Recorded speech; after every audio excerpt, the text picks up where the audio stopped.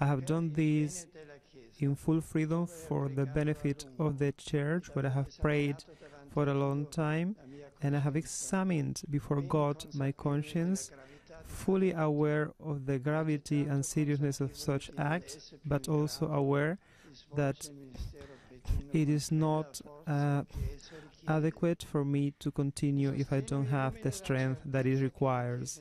The Pope received sustained applause both at the beginning when he talked about his resignation and at the end of his 20-minute or so remarks. Basically, most of the remarks were dedicated to the beginning of Lent, which starts today, Ash Wednesday service, which will be held later on. The Ash Wednesday Mass will be held later on. And the Pope will celebrate that Mass. It's likely to be the last big Mass that he'll celebrate between now and the time he retires on the 28th of February. There will be a couple more papal audiences like this morning's. And in that papal audience, he asked the public to pray for him and to pray for his successor, Manisha.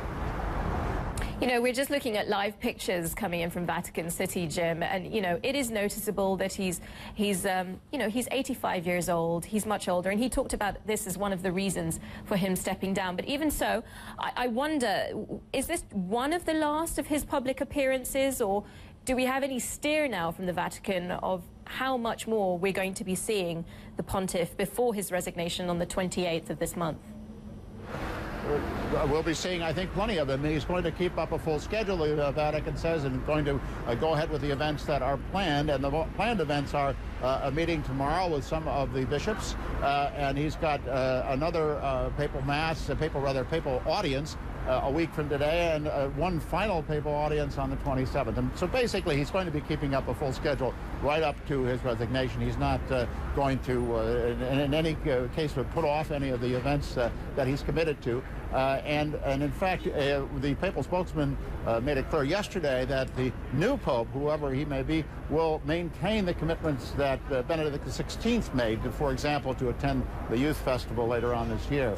Anisha? Jim, any more steer on exactly how the system will work now? Because clearly this is a new dawn that we've woken up to this week, and no one was entirely clear of what would happen before conclave. At least we know when that's expected to happen. But any more steer now from the Vatican of what's coming next?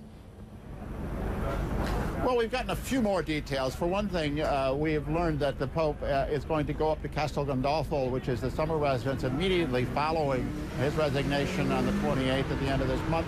And that after that, after a period up there, when preparations have been made, he will move in a more permanent way into a monastery that's inside the Vatican grounds. It's being renovated, and a chapel is being added. So he will take a permanent residence there. But there's a lot of unanswered questions. For example, what's going to be his title? One person suggested perhaps a Pope Emeritus or something like that. What's going to happen to the papal ring and the papal seal? Normally, when a pope dies, the ring is taken off his finger, the seal is obtained and smashed, and the new pope comes in with a new seal and a new ring. Does the pope keep the ring, or does he have to give it back to the church? There's a lot of questions that remain, and I think that the Vatican is really basically working out a lot of this as they go along, because it's such uncharted territory.